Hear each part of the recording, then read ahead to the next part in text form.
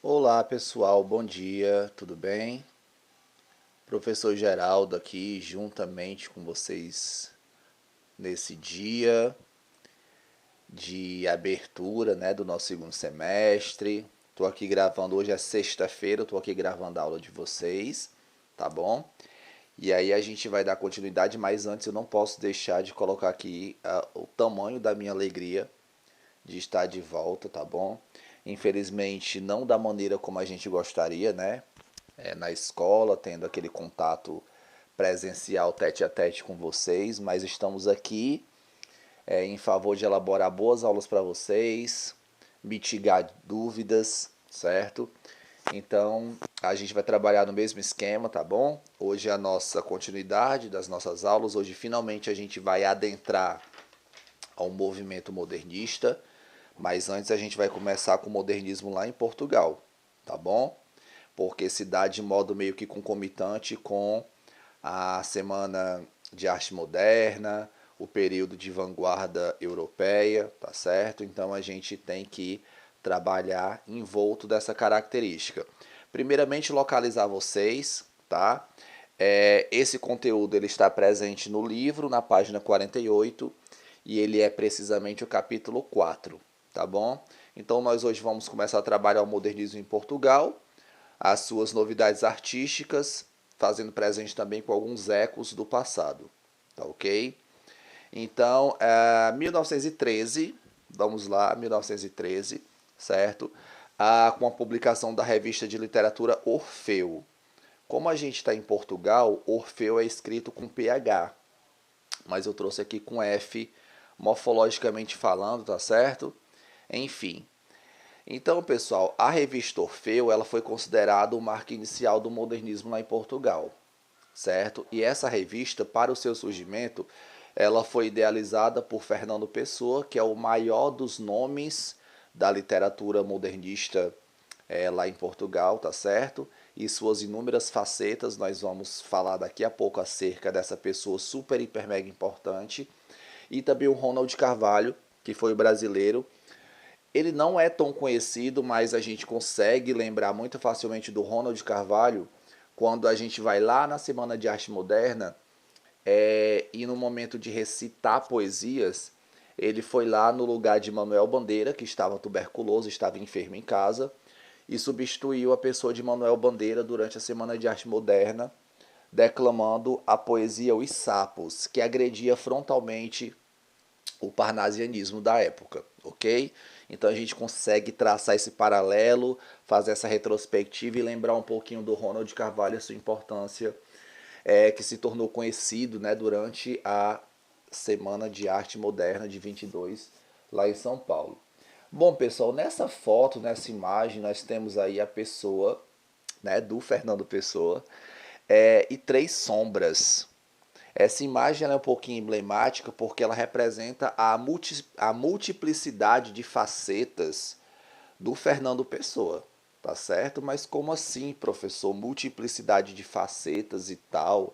Será que esse conteúdo cai no Exame Nacional do Ensino Médio, no Enem? Porque é um conteúdo de Portugal, será que vai? Cai. Com certeza cai, pessoal.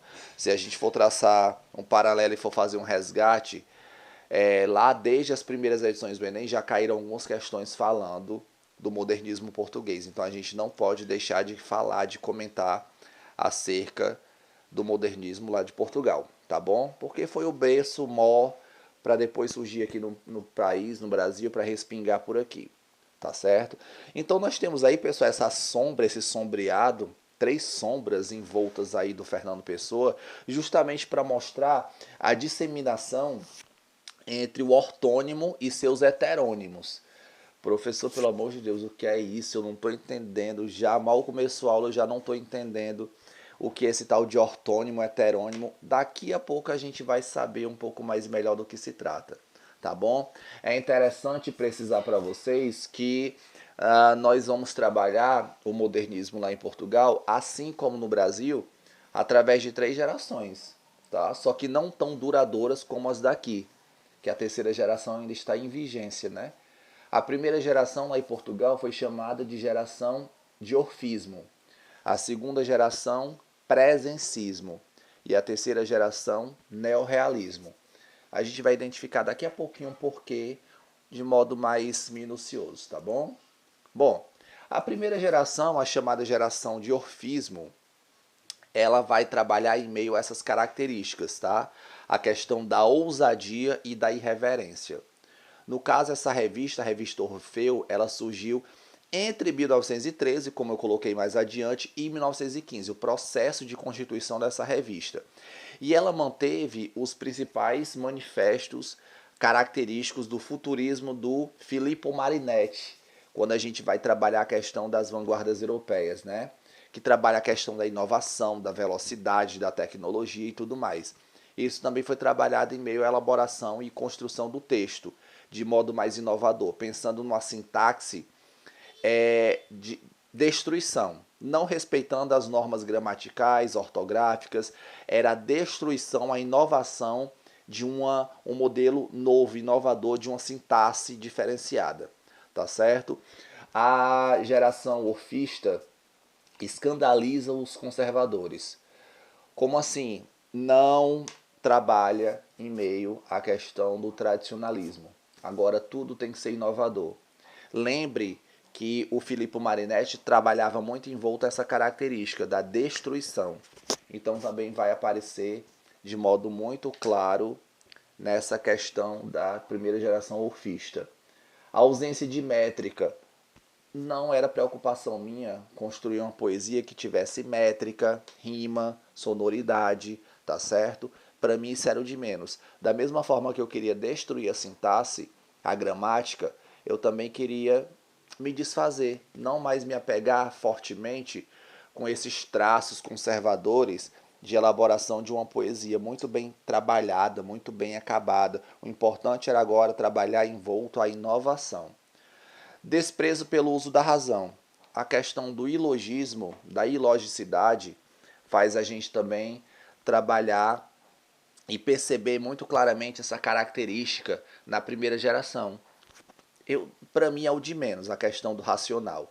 Eu vou trabalhar do meu modo, vou colocar no papel o meu sentimento, aquilo que eu acho, eu não quero saber da razão, do racional. Para mim é o que menos importa.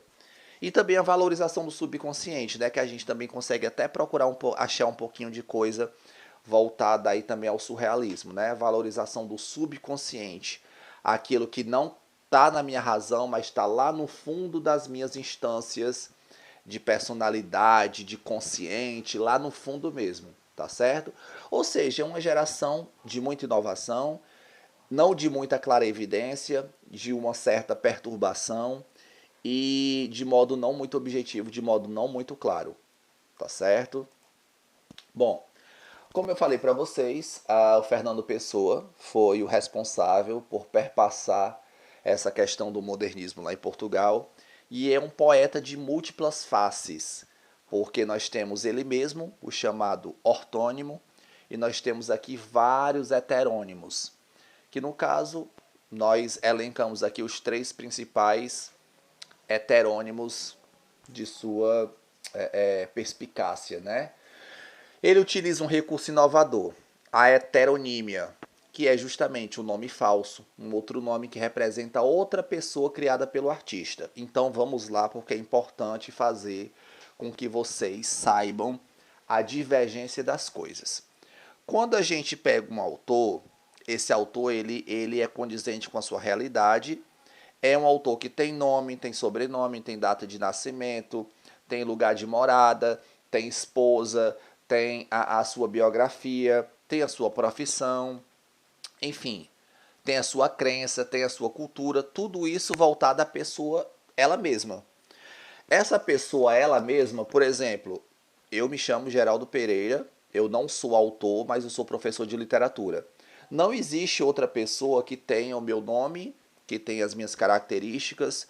Por quê? Porque eu sou único. Ou seja, eu sou o meu ortônimo. Tá certo? Eu sou o meu ortônimo. Agora, se eu fosse eu, Geraldo Pereira, e quisesse criar uma persona, um personagem diferente de mim, mas criado por mim, eu chamaria de heterônimo. Mas esse heterônimo deveria ter um nome falso, né? fazendo uso da chamada heteronímia, nome, sobrenome, data de nascimento, lugar de nascimento, lugar de morte, a minha biografia, as minhas escritas, a minha profissão, tudo isso eu deveria descrever e criar junto com o meu heterônimo, tá certo? Então, quando eu falo de Fernando Pessoa, é ele mesmo. Quando eu falo de Fernando Pessoa e seus heterônimos, é justamente a questão das pessoas criadas pelo ortônimo Fernando Pessoa. E aí nós trazemos três: o Alberto Caeiro, o Álvaro de Campos e o Ricardo Reis. Tá certo? São os três principais heterônimos criados pelo Fernando Pessoa. Tá certo? Muito bem. Bom, aqui nós temos a questão da divergência, né, do que seja ortônimo, heterônimo, certo? Então, dentro do ortônimo, nós temos aqui o Fernando Pessoa, que é o literato, é o escritor, que vai trabalhar com a sua literatura épica e lírica. A sua principal contribuição para a literatura épica é com o texto mensagem, o livro mensagem, a obra mensagem. E trabalhando a sua questão lírica, nós temos o cancioneiro, poemas franceses, poemas ingleses, traduções e textos em prosa.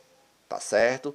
Então o épico fica a cargo da questão mesmo da prosa e o lírico fica mesmo em questão mesmo da poesia. Tá certo?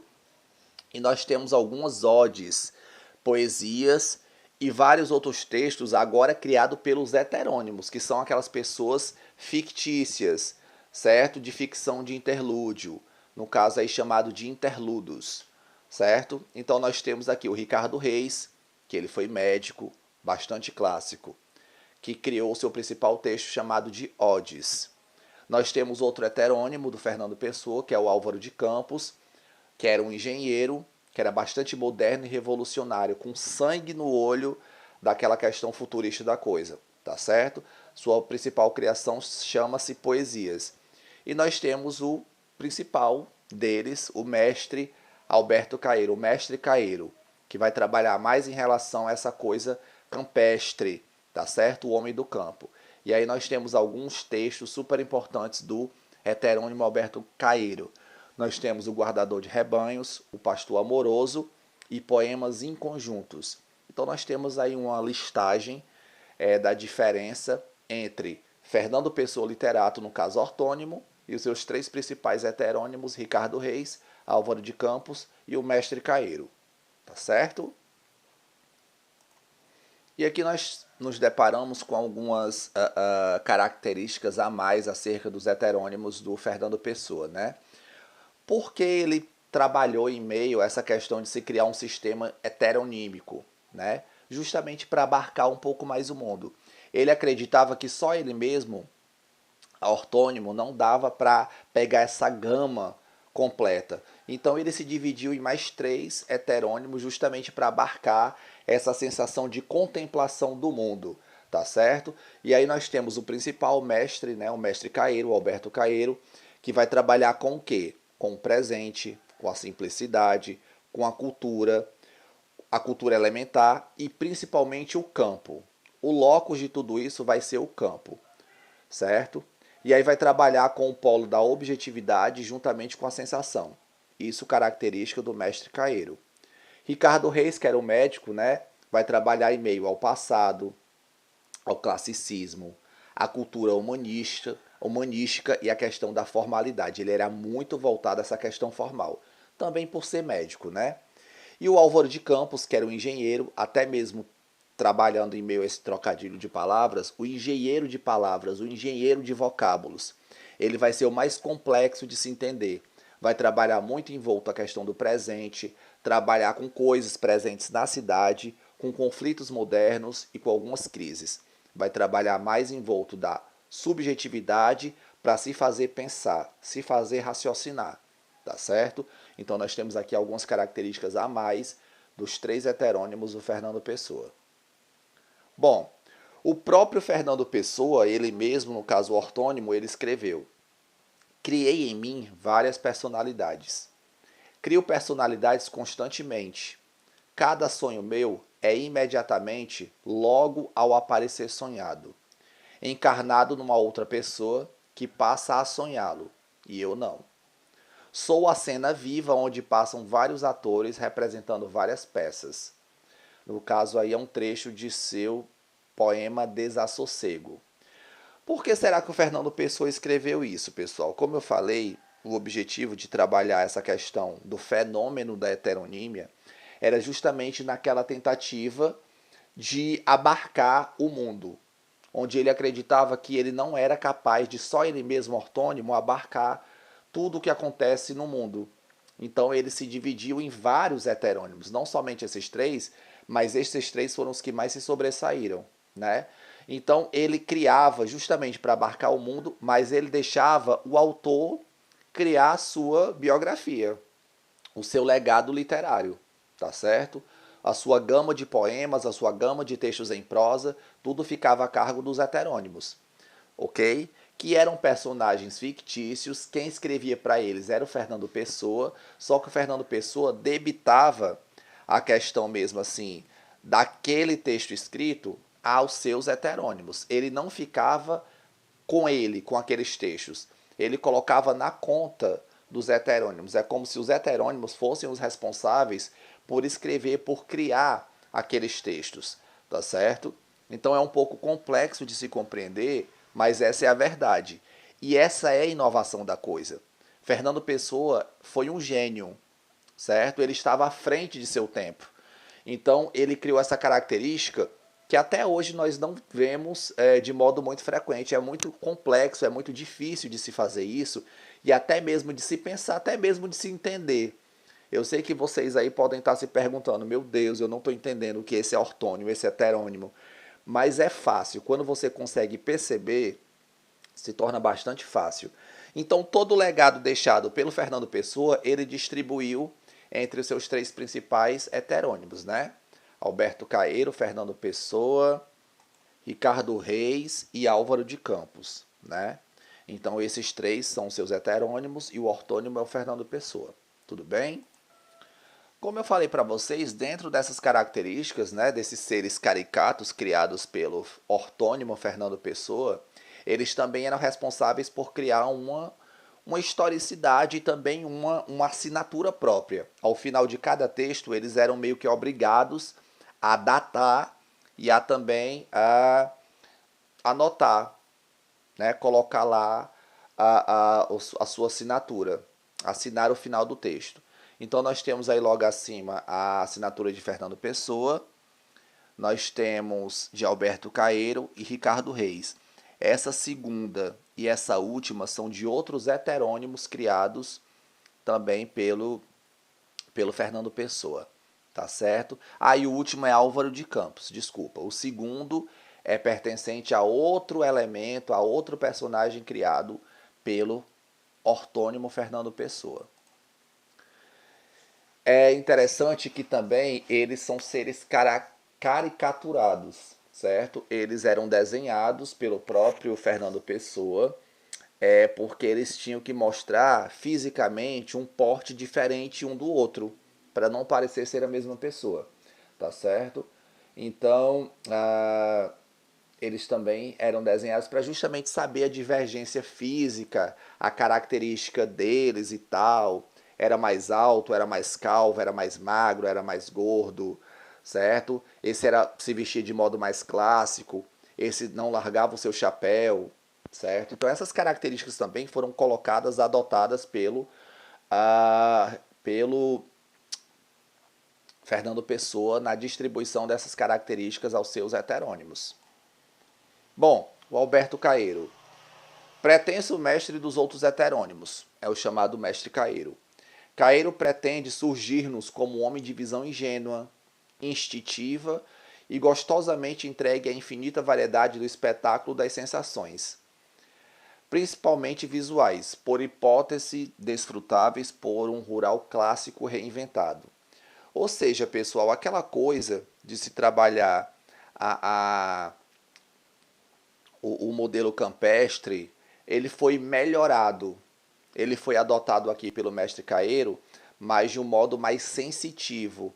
A sensação, a visão das coisas através da sua tremenda ingenuidade. tá certo? Ele desconhecia as coisas e passava a conhecer tendo contato com elas. Então, basicamente, os textos elaborados pelo heterônimo de Alberto Caeiro vai trazer justamente essa questão da hipótese, de pensar, será que é assim? Mas tudo isso permeado por uma coisa descoberta, reinventada, tá certo? Tudo isso permeado pela tranquilidade do rural, do bucólico, tá certo? Do campestre e da tranquilidade do campo, ok? Esse era um ambiente vivido pelo Alberto Caeiro.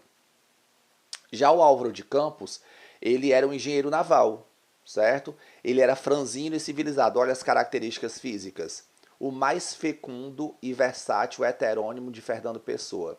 Fecundo e versátil são características onde ele coloca a par a sua maleabilidade em criar coisas novas, certo? Ele também é concebido como mais nervoso e emotivo, que por vezes vai até a histeria, aquela coisa alucinógena de perder a paciência, perder a calma. A gente percebe isso muito facilmente nos textos do Álvaro de Campos.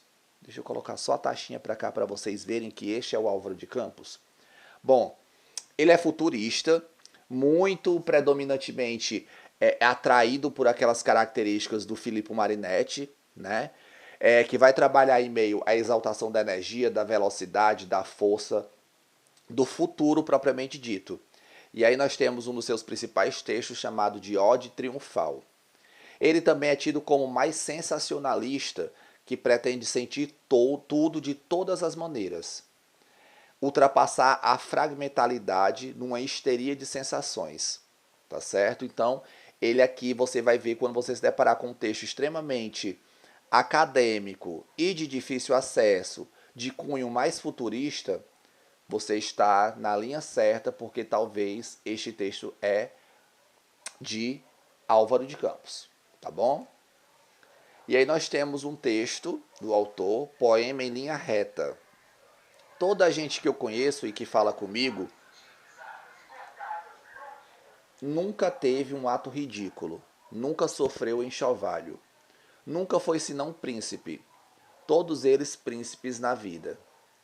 Quem me dera ouvir de alguém a voz humana, que confessasse não um pecado, mas uma infâmia, que contasse não uma violência, mas uma cobardia. Não são todos o ideal, se os ouço e me falam. Quem há neste largo mundo que me confesse que uma vez foi vil? Ó príncipes, meus irmãos, arre, estou farto de semideuses. Onde é que há gente no mundo? Então só sou eu que é vil e errôneo nesta terra? Você percebe que aí ele traz uma crítica meio que ácida, que todo mundo peca, todo mundo erra, certo? E que essa questão de andar em linha reta é quase que uma lenda inventada. Ninguém consegue ser certinho o tempo todo. E aí ele compra a ideia de que ele, muito menos, é certinho. Se ninguém é certinho, muito menos ele. Tá certo? Então aqui ele tece uma crítica aos seres humanos, dizendo que muita gente tenta maquiar a realidade, tenta se passar como um bom moçoiro, mas nem sempre é assim. Todo mundo erra, todo mundo peca e ninguém consegue constantemente andar em linha reta. E aí agora a gente vai falar um pouquinho sobre o Ricardo Reis, médico. A caricatura dele aqui mostra que realmente, né, aparentemente naquela época era um médico bastante carrancudo, né? De formação clássica, pagão por caráter, segue Caeiro no amor da vida rústica, junto da natureza. Olha aí, ele é fã dessa questão do meio ambiente, da natureza, da tranquilidade. Mas, enquanto mestre menos culto e complicado é, ou pretende ser, um homem franco, alegre. Você percebe que aí são características do mestre Caeiro, que são características diferentes das características do Ricardo Reis, do médico Ricardo Reis. Reis é um ressentido que sofre e vive o drama da transitoriedade, doendo-lhe o desprezo dos deuses. Afligem-no a imagem antecipada da morte e a dureza do fado. Ou seja, o Ricardo Reis ele é como se fosse uma espécie de Alfonso de Guimarães, como a gente falou quando trabalhou a, a, a natureza da coisa, né? Outra escola literária, chamada de simbolismo. Apegou-se a essa questão do simbólico, a essa questão da religiosidade, do sofrimento, da dor, da angústia, tá certo? Então tudo isso pertence ao Ricardo Reis. Quando você se deparar com um texto de cunho mais triste, mais angustiante, não trazendo muita alegria, esse texto tem uma predominância muito grande de ser representativo do Ricardo Reis, tá bom? Outros autores também que se sobressaíram, que não foram heterônimos do Fernando Pessoa, mas que também se sobressaíram dentro do modernismo português. Nós temos aqui o Almada Negreiros, que era um artista bastante eclético, ou seja, ele mexia com muitas coisas, trabalhava envolto a muitos elementos, a cultura de modo geral. Mário de Sá Carneiro, que vivia num conflito interior, assim como o heterônimo Ricardo Reis, trabalhava muito envolto essa questão da angústia propriamente dita, principalmente a angústia existencial e individual. E aí nós vamos falar um pouquinho agora de modo bem rápido acerca da segunda geração, a geração presença, o chamado presencismo, que também foi perpassada através de uma revista, que apregoava a libertação do academicismo e a prática de uma arte mais original, ou seja, uma inovação sem predominantemente utilizar aquilo que era do passado. Uma geração de muita introspecção e que também defendia que a arte deveria expressar o individual em lugar do coletivo, e o psicológico e o intuitivo deveria estar acima do racional. Ou seja, as instâncias racionais, elas não eram muito valorizadas. O importante era pensar na minha psique, no meu psicológico, nas minhas outras instâncias, o ego, o superego, o id, tá certo? Então isso vai ser de modo muito introspectivo trabalhado na segunda geração modernista lá em Portugal, a geração chamada de presencismo. Nós temos aqui alguns representantes, né? José Régio, que vai trabalhar com um tema recorrente em suas obras, que é o conflito entre Deus e o homem. Assim também, né, essa questão do conflito entre Deus e homem, a gente vê no simbolismo através de Alfonso de Guimarães.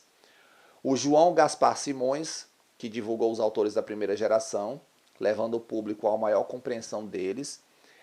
Não foi ele quem lançou esses autores da primeira geração no mercado, mas ele deu uma alavancada no conhecimento do público por meio desses autores, né?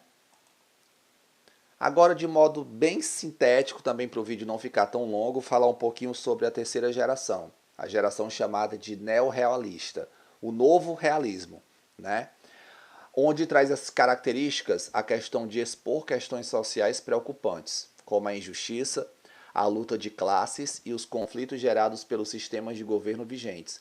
Questão de críticas ácidas, questão de críticas não muito sutis, críticas escancaradas em relação àquilo que estava injustiçando a galera, que não estava fazendo favor ao conjunto de pessoas, certo? Vai trazer mais essa característica mesmo de não de vingança, mas de escancarar aquilo que estava acontecendo de modo equivocado e errado na sociedade portuguesa.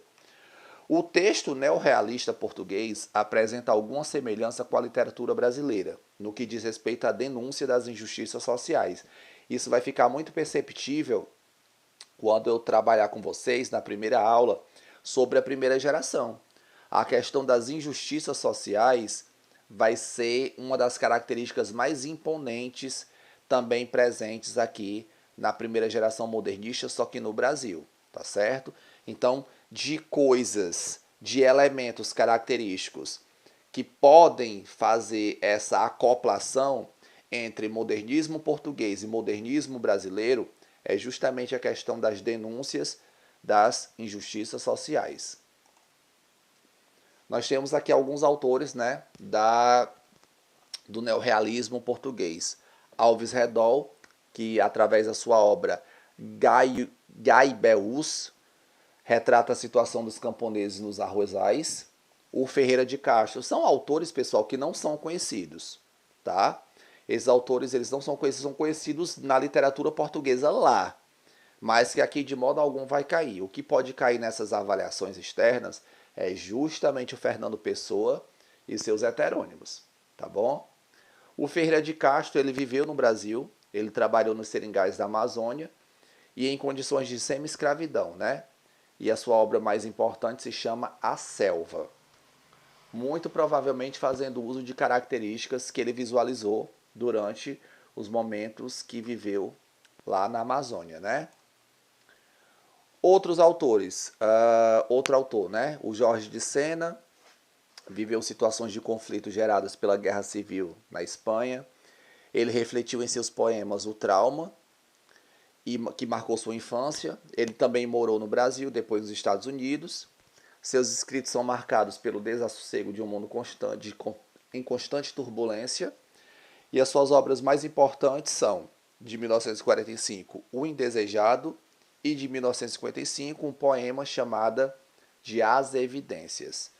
Aí mais um autor importante da terceira geração modernista, geração neorrealista lá em Portugal, né?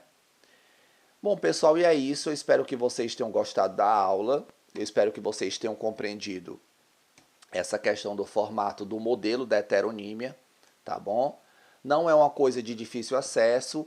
É importante que você saiba quem foi o ortônimo Fernando Pessoa e quais foram seus 3 heterônimos, né? As suas características e o seu grau de importância, o Alberto Caeiro, Ricardo Reis e o Álvaro de Campos, tá bom? É isso, é muito bom estar de volta. Qualquer dúvida, me procurem nas redes sociais, no nosso grupo de WhatsApp, tá bom? Mas é muito importante que vocês saibam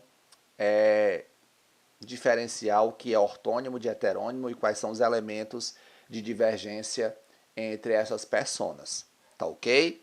Valeu, pessoal, abraço, fiquem bem e esperamos que o mais rapidamente a gente volte à nossa rotina normal na escola, tá bom? Valeu, abraço.